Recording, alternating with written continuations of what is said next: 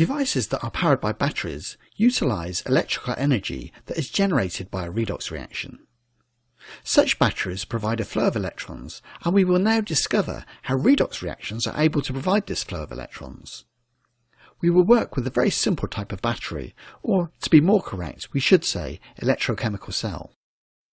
If we place a strip of zinc metal into a solution of copper 2 sulfate, the zinc quickly discolours and a pink deposit of fresh copper metal forms on the surface of the zinc strip.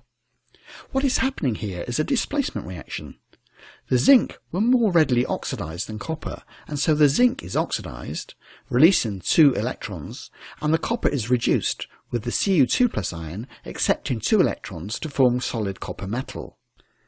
The overall ionic equation can be arrived at as usual by adding together the 2 half equations, ensuring the number of electrons involved in each half equation is the same, so that they cancel once they have been added.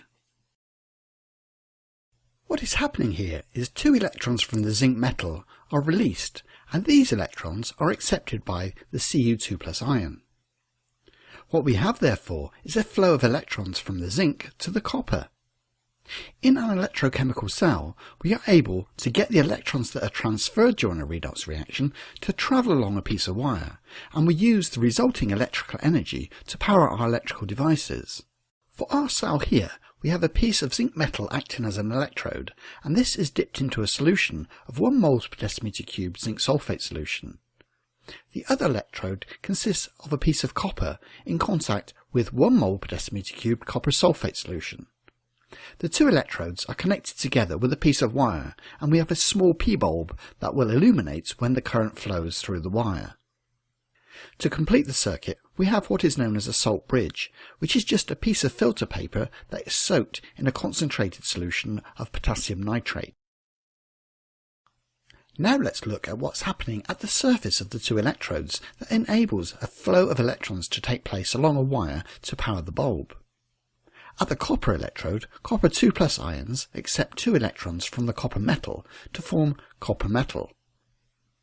At the zinc electrode, the zinc metal is releasing 2 electrons to form Zn2+ ions, which then enter the solution. As we know, metals contain delocalized electrons, and so the delocalized electrons in the metal wire are free to flow from the zinc side to the copper side along the wire, and it is this flow of electrons that is able to power the bulb. Let's now look closely at the salt bridge on the zinc side of the cell to see what is happening there. For every Zn2+ ion that is released at the zinc electrode, 2 NO3- ions from the potassium nitrate are released into the zinc sulfate solution to balance the charge and maintain a solution that is electrically neutral. On the copper side, for every Cu2+ ion that is converted to copper metal, 2 K+ ions are released from the potassium nitrate in the salt bridge to replace the Cu2+ ions and keep that side electrically neutral. In this cell, the zinc electrode is slowly being eroded away, and the copper electrode is becoming heavier. Utilising the electron transfer of redox reactions in this way is the principle of all electrical batteries. With disposable batteries, the batteries continue to function until the chemicals inside the battery become depleted, and then we say the batteries are dead and they need to be disposed of. Rechargeable batteries involve a redox reaction that is readily reversed by applying an electric current to drive the reaction in the opposite direction, and this allows the batteries to be reused. The use of lithium batteries has become increasingly widespread since they have the advantage of having a high energy density. This means they are able to store a large amount of energy for their mass/size.